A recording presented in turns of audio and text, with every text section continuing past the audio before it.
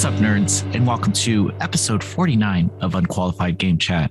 I'm your host, Azario Lopez, and with me today is so he looks like he's going to a cocktail party. Spencer, the Legacy. Yeah, sorry guys, I'm not looking the most professional today, but you know, us game journalists, we just we rock this look. You know, I can't help it. The game journalist look is a lot like just the unbuttoned flannel. Yeah. Oh, I'm slightly different. I keep it all buttoned. You're a buttoner. Yeah, I'm a buttoner. So I like now I know this is crazy, but I like to do the unbutton and roll up the sleeves. Oh, that is good. That is good. I do both too. It makes me look like I'm ready to clean up. You know, I'm ready to do things. I'm active. Ready for a hard day's work. Yeah, but I'm also looking sharp. Yeah, it's like, hey, you know, I'm serious, but I play too. Yeah, I can game. I can get in the weeds. I can game with the best of them. Yeah, weeds of everything. Yeah. This week, man, it's really taking a toll on me. I feel you. But it's almost over, and that's all that I could look forward to. Other than us meeting every week. Well, I hate that we're talking now because that means I have to wait another 7 days to talk to you again. It is. We talk in Messenger sometimes. Sometimes. It's usually just me begging you to do something for me. Please. You mean like, I don't get home for 6 hours, but I can do it then? That's fine. Spencer has been taking up a few hosting roles. He did the top 10 games, so be sure to check out that video. He also did a few reviews. This week. I don't know if they're all out yet. Drifting comes out today when this posts, so Drifting should be up. They'll be there. Keep an ear out for old Spencer. Old Spencer's kind of taking over Noisy Pixel with my cool presenter voice that has enough enthusiasm to make you interested. Oh my God. I'm so interested right now. Right? You know what else I'm also interested in, what? Mr. Legacy? What? This podcast. Yeah. It's recorded every week, posted to podcast services on Thursday. You got YouTube's and iTunes and Spotify's, iHeart's, the whole shablam. Got them all. Not with service we don't occupy. We have something that we want to talk about today. We're going to talk about another buyout in the industry. Sony buying the Halo studio, Bungie. Do I care? No, but you're going to get my opinion anyway. Yeah, we're kind of game journalists, so you're going to hear what we have to say. On that note, what are you playing? Well, my last few days were devoured by Pokemon Legends Arceus. Because it's a game of two faces, if you will. It's so fun to just run around throwing balls and doing battles. That's so fun. I hope they stay this way. All the mainline games are like this because it's so fun. But at the same time, game looks like Oblivion, and it's 2022. Come on, guys. Come on. Where's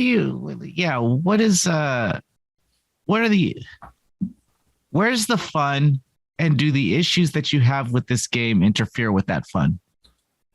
I think they don't interfere, but they make me go, gosh, this could be the end all be all. Like, this could be the Pokemon game everyone dreamt of if they just put in that extra time for the visuals. Like, I'm not a huge visual snob, but it's like I would say it looks unacceptable for how it runs. Like, it doesn't run amazing.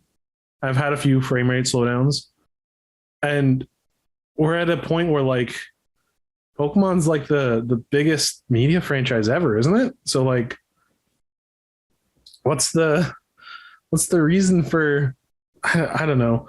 And it's like I said, it's a shame because like otherwise It's a really fun game. Catching stuff is cool. I wish there was more to explore.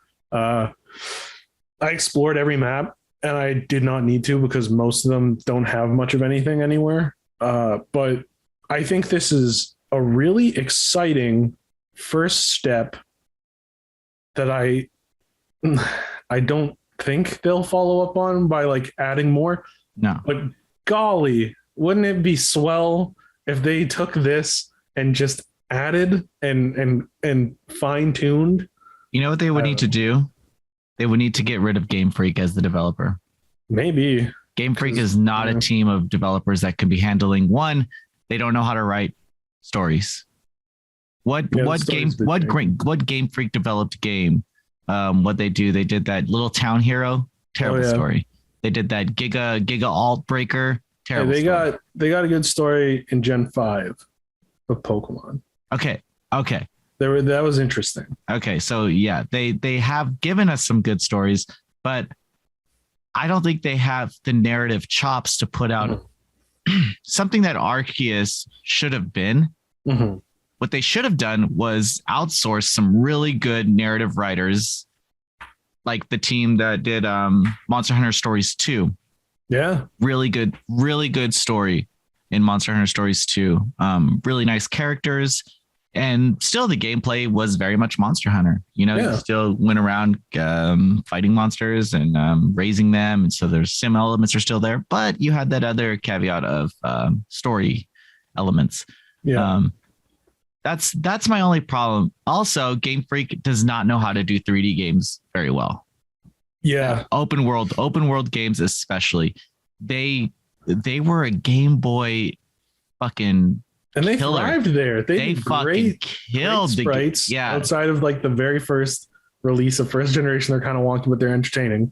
Otherwise, great sprites. That's the problem, man, is that like when they moved to Switch, they had to up that their skills to make a more 3D game. But honestly, all the Pokemon games on 3DS and Game Boy Advance and Game Boy are all really good games. Yeah, they are. And honestly, they're just the same fucking game over and over again. It's true. They add small things, but for a while it was like, okay, I can take that. Like they're slowly building up. What was the Pokemon where they you get to put in phone numbers and you waited a whole day in game and you got the little ball every day or something like that? Or Pokemon Gold was so cool with the cell phones. You could like call for rematches and stuff. That was awesome. And then they kept adding stuff. And then after Gen 5 didn't do as well, I guess, it was like, oh, Gen 6 is going to be simplified. Okay. If you want to try that. Then they're like, we're removing the thing you liked in Gen 6 for Gen 7. And it was like, hold on.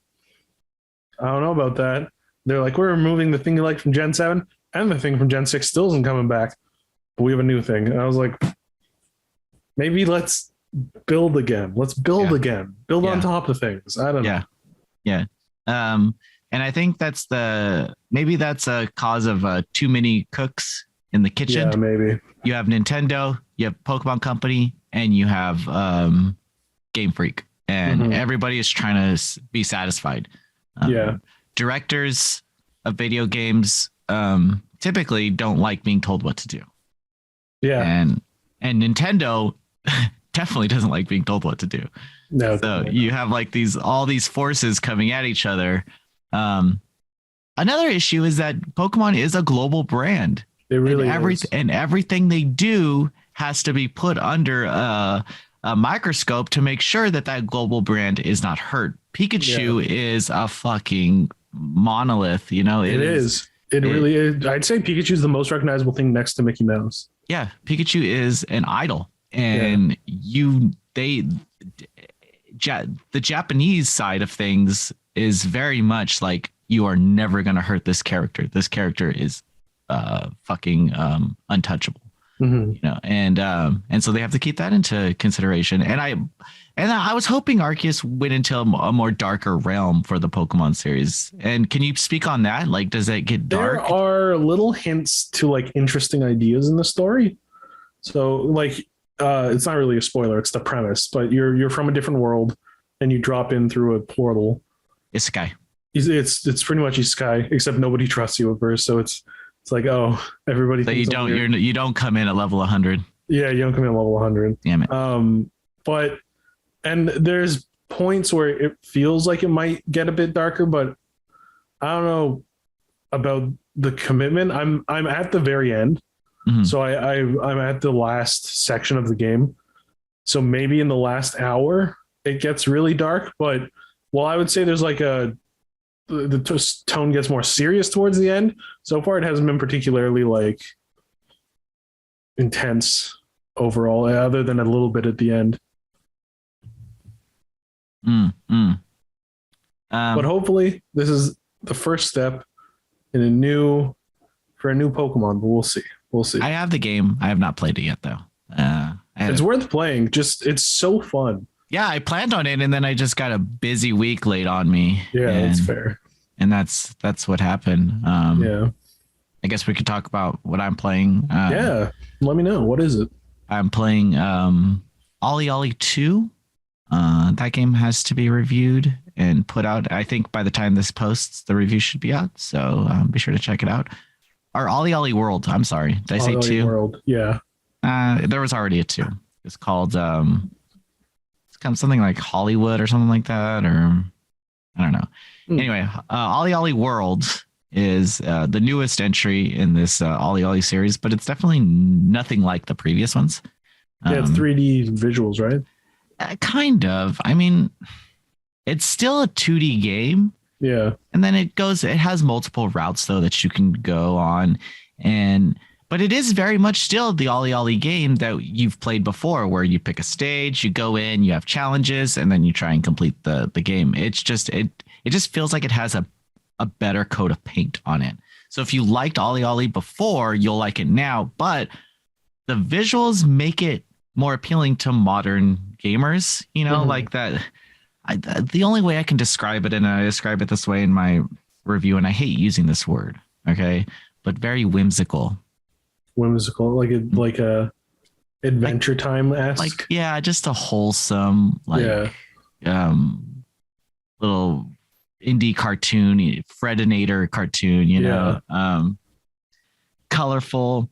There's a huge level of customization that you can utilize, where you can make the character that you want. But I mean, that's what you unlock throughout the game is new boards, clothes.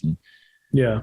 But the character creator is like, you can do like 3 layers of everything. Like it's really cool. It's deeper than it needs to be. But it's still fun. And I'm glad I got to play it. Nice. The review kind of got thrown on me. I thought I had frame rate issues, to be honest, but it was just the TV. It was a TV issue. Oh, first time that ever happened. Huh. It's using a monitor for the TV, but then I played it on the TV and the whole frame rate was fixed. So that's just something to keep in mind for all you reviewers out there. Maybe how peculiar. Maybe something isn't transferring over correctly. But yeah, I'm having fun with it. I'm also reviewing another game that is coming out this weekend. I don't think that I can say what it is, but it's an embargo for this weekend. And there's a preview coming out Thursday for a game. Ooh, that's exciting. So there's a little tease. Is it already out when this is? Our Friday. Friday. Tomorrow's Thursday. Friday. Yeah. Friday. How exciting. So there you go. I don't know. There's nothing much to say about OlliOlli 2. It's like an arcade game. Yeah. It seems like very like what you see is what you get. So if you like what you see, it's one of those games where you want to try again. High score, online leaderboards, the works. It's fun. It's addictive. Nice. That's all it needs to be too. Yeah. So Spencer, moving on. We're on a roll here. We are. Let's get into what you want to talk about. This the New York Times bought Wordle. Everyone's buying everything right now. Yeah, it's a big buying session. Everyone's buying everything. Noisy Pixel bought my likeness. They can do the VTuber of me now. I didn't get what happened. I didn't know you knew about that. I did find out. I did. Bailey told me. That's weird. But so you have Microsoft buying Activision Blizzard. Mm-hmm. You have New York Times buying Wordle. Yeah. And you have I've never played Wordle, by the way. Have you? Yeah, I played it because my mom was like, "Have you played Wordle?" And I was like, "Oh, that's a fun thing to." That's a fucking red flag if I've ever heard one. If what? My mom or dad ever told me, "Have I played X game?" Immediately, I would never. It's different between a little word puzzle and if they were like, "Have you played the Elder Scrolls Oblivion?" No. Oh my god, it would ruin it for me. I think it'd be really funny if my dad. I would never play it. My dad once told me to play. Have you played Brother in Arms on PlayStation 2? And I said no, and I never played Brother in Arms, even though I guess it's a good series of shooters on the PlayStation 2. I remember Brothers in Arms. I remember that. I think it was on PS3 as well. I'm not sure. Yeah, it was on Wii as well. Oh, yeah. So I've never played it because one, my dad told me to, and he said it was a good game. Well, I mean, it's tough to. Wordle's literally just like, here's a 6-letter word. Try and guess it. It's not. Okay, you're telling me I know nothing about this game. All right. When things get cool, I check out. Yeah. So I see those little stupid colorful boxes. Oh yeah, I don't post on Twitter. No idea what they mean, and I have no curiosity of the fact I'm guessing this. Okay, so I'm gonna explain to you what Wordle is from someone who knows nothing about Wordle. Okay, I mean this was me like a week ago. Okay, so Wordle. Yeah. They give you the word. They give you a 5-letter word. Oh yeah, 6 tries for 5 letters. Yeah. Okay. The word is skate. Okay. And you type in a bunch of letters, and it tells you which ones you got right in which place. Yep. And then from that you go to the next line. Yeah, it tells you if you got the right place and the right letter or not. So you're playing Hangman. Sort of. It's like Hangman, but even if you got the wrong placement on a letter, it'll be yellow instead of green. So you have to put that somewhere else in the word, but that you got it right. It's nothing. I'm not saying it's game of the year, but I'm saying it's a fun way to, like, my sister will text me, it's like any stupid unlock puzzle. It's like any unlock exit game, or like you'll say, oh, you need a 4-letter combination. Okay, pick the numbers, or 4-number combination. You pick the numbers. You go 1, 2, 3, 4. It says, okay, 2 is a number, but that's the wrong area. So you go, okay. It's literally that. Why would I want to do that? Because I'm assuming it's mostly like 40-year-olds playing plus, and they were they on Newgrounds playing Escape Room? I don't know. Why is this what we're talking about right now? Because it was a buyout. No, but everyone's talking about this stupid game, Wordle. Oh yeah, I don't post it on Twitter because no one fucking cares how I did on Wordle. Evidently, they do because everyone's posting. Everyone's posting. They're like, I got in 3. I'm like, all right. I don't like this game, and I don't like the New York Times. So have fun. Besides that, the big one. Wait, hentai, 5-letter word. That's 6. Yeah.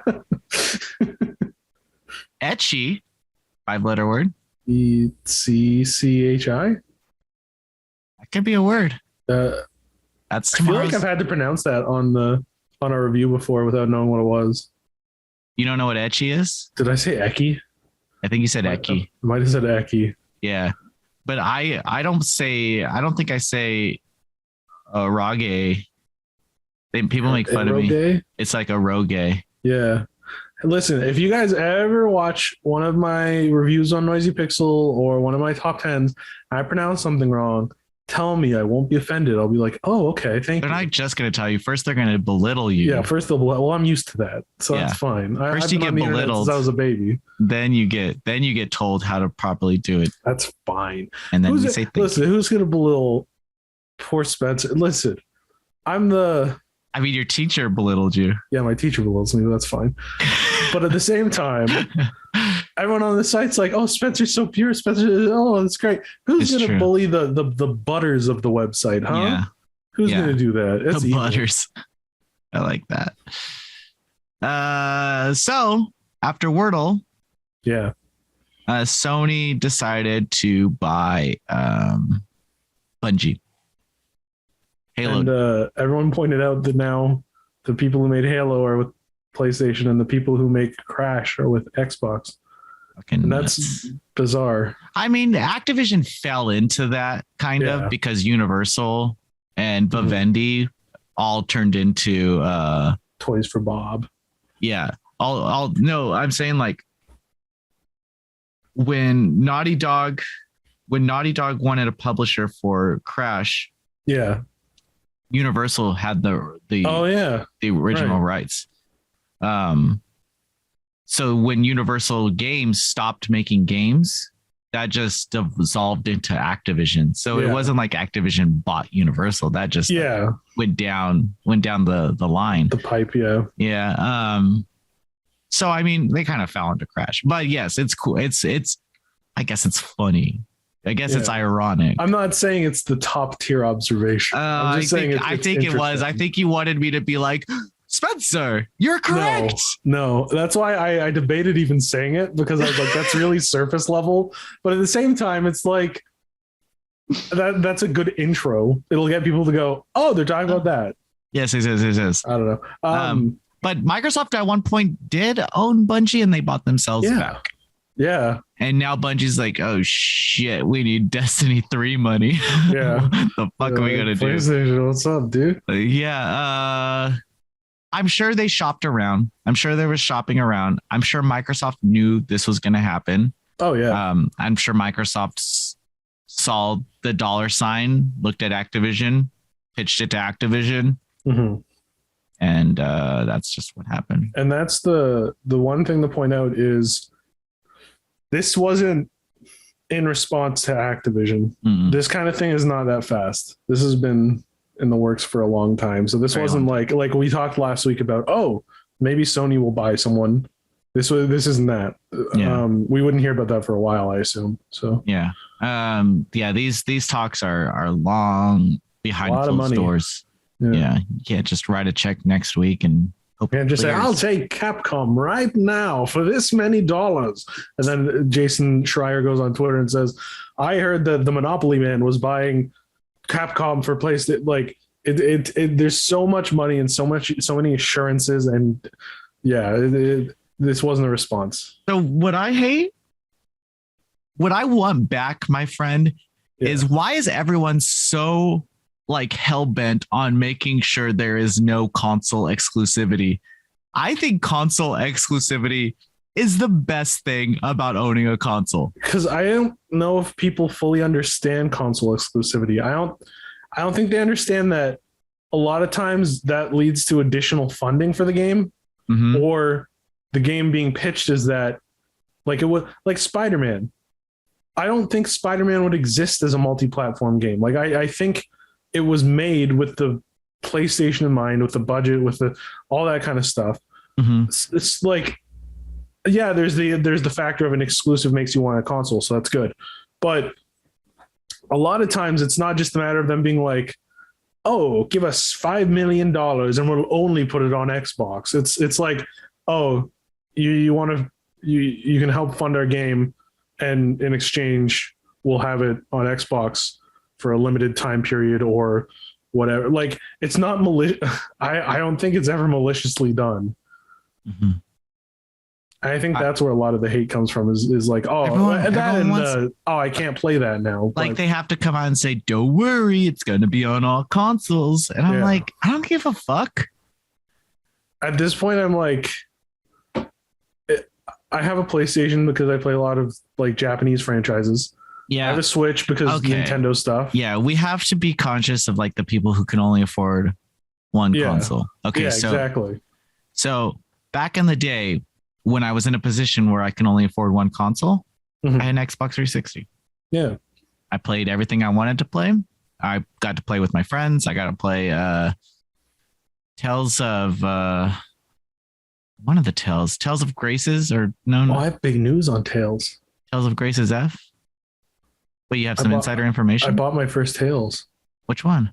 I bought off Steam on sale. Tales, the one with the guy who was in Soul Calibur. Tales of it's with Lloyd. Tales of Symphonia. I bought that one. That's a good one, but you're not gonna like it. Will I not? I played like the first hour, and I remember it was kind of hard, but that's it. So now I bought it on Steam so I can have a grand old time. You're not gonna like it. Oh, I thought that was going to be good. I was going to text you and be like, is this a good one? Can you send me that article about getting into Tales? Because I couldn't find it and I searched for 5 minutes. But I found a chart that said, start with that one or another one. And the other one was more expensive. And I'm a games journalist. So $3 is like, that's a big deal. So I was like, Tales of Symphonia, arguably one of the best JRPG stories ever. Oh, okay. In the series. Like that. It's mostly that the graphics haven't really. That's fine. I don't care. Okay. One of my favorite games ever is Shenmue. That's a wacky looking Dreamcast game. I don't care. Final Fantasy VII is my favorite game. I think Final Fantasy VII is better than remake. Honestly, I'll have to see more remake parts to like make a full decision. But I see them as two different games. I'm not huge on the like remake being like a meta sequel. I'm not huge on that right now. Yeah, I see them as two different games as well. So yeah, I do too. Sorry, but you were saying about owning one console. It's tough. Oh yeah, it is tough. Yeah, but you have to make a choice. You have to make an executive decision. The games are always going to be there. If later on you want to buy another console to get another game.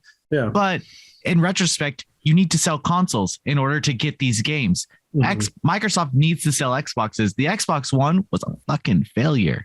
I remember that. They haven't even fucking announced what the sales are for that system because it's so embarrassing. It had a rough start. And I think that killed it at the gate. And now that they have the Series X again, nobody's buying it. Mm-hmm. Some people are easily, you can find an Xbox Series S easily. If you just give a little look, you can find it around your town because no one wants it. A PS5. You're never going to find a PS5. Yeah. I lucked out. Regardless which edition you want. I don't even know if they're making discless editions anymore. Yeah, I have no idea. The only ones they were offering on launch at the store I got it were disc ones. Yeah. Which I wanted anyway, but I barely remembered that they have a discless version. Yeah. But so yes. I get if you can only afford, like I get the frustration. It sucks. But on the flip side, this is just how it is. Do what I used to do, where your friend or brother or something gets one and you get the other. I had a PS3. My friend had a 360. Easy. I would play weird Halo Reach matches at his house. He would come over to play Metal Gear Solid 4. It all worked out. Yeah, I always used to like that. I always used to like that appeal that you bought a console for the games. And now it's not like that. Everything's just the same. You have the same. I mean, there are some third parties still making PS5 exclusive for Nintendo. Yeah. And there's PS5 exclusives right now. Yeah. From like niche Japanese games. But Xbox needs to be the first person who needs to be a little stingy. The thing about what they're going to do with Bungie, they're going to fucking milk that team for their multiplayer aspects. Yeah, didn't they say they wanted their help on live service games? So they're going to fucking milk them. Yeah. But I'm excited. Yeah, me too. I'm excited to see what the future holds. See, because apparently there's going to be more acquisitions. That's what the insider who reported on. Jeff Keighley? Was it Jeff Keighley? I thought someone else said before. No, Jeff Keighley said it. I thought someone said it before him. The guy who first announced the whatever. Jeff Keighley's also said it. Well, Jeff Keighley's also said it. And he's masturbating to every like that he gets on his fucking Twitter post. Leave Jeff alone. He's just trying. He's a Canadian boy. He has the screen updating the likes, and then he has a mirror in front of it. God. So it's like he looks at him and then looks at the like count, He just goes to town. Leave Jeff alone. He's a good Canadian boy. I love you, Jeff. Jeff, please invite us to the Game Awards next. Don't get, please don't deny us again like you did last year. Yeah, don't deny us again, please. You probably heard my jokes. Yeah. They're just jokes. This boy I've never heard of talking about me jacking off to myself. Poor guy. Inviting that guy to the fucking VGA. Poor guy. Aside from that, I have nothing to talk about. Yeah, same here. Honestly, little calm episode, calm before the storm, because you have Elden Ring coming out this month. Yeah, a fun size episode. And everyone knows Elden Ring is a force to be reckoned with. Yeah. One thing I wanted to comment on and just get your quick reaction at the end of the show here is: do you miss movie-based video games? I think about that a lot. That's weird. I do and I don't. Every movie used to get a video game. Yeah, they did. And sometimes, I've wondered recently, I was like, man, what would a Spider-Man No Way Home game look like? Or what would an Avengers what would these games look like? And I'm so interested in the idea of what these strange, I don't know. It's such a different era to see, the one I always remember is they made a game based off some King Arthur movie from 2003 that it had a full GameCube game that was the Lord of the Rings game. And I was like, no one remembers that fucking movie. Yeah, there was a Da Vinci Code game. Yeah, there was a Da Vinci. It's nonsense, but it was profitable. Yeah. I remember I would go, I bought the Spider-Man 2 game. I bought the X-Men 3 game. I bought, because I was like, man, I can't wait to see X-Men 3. I'm going to buy the X-Men 3 game. That worked. And some, there were times where it was Spider-Man 2 is really fun. That's the first physics-based Spider-Man. Yeah. That's the first Spider-Man that allowed physics in the swinging and stuff. And it was so fun. I played it again recently, 2 years ago, and I was like, the swinging is still fun as hell. Yeah. Voice acting is kind of campy, but... Tobey Maguire does not want to be in that booth. No. He's like, did anyone order a Spider-Man? I'm here. It's damn, Toby. Cut the check. Cut the check. But that's all I wanted. Yeah. What about you? Of course I do. Of course I do. I miss shovelware in general. There's not a lot of it. Well, let me tell you, a little service called Steam. Oh yeah, that's the shovelware. So you can get your shovelware fill. Yeah. Well, that's our show. Yeah. See you next week. See you next week, guys. Bye. Thanks for watching. Oh, episode 50 is next week. Oh, it's a big one.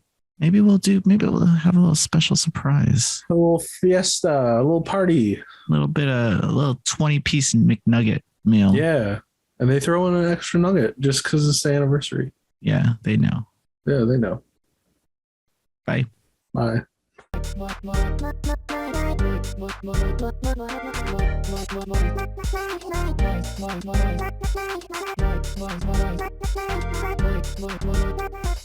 Noisy Pixel.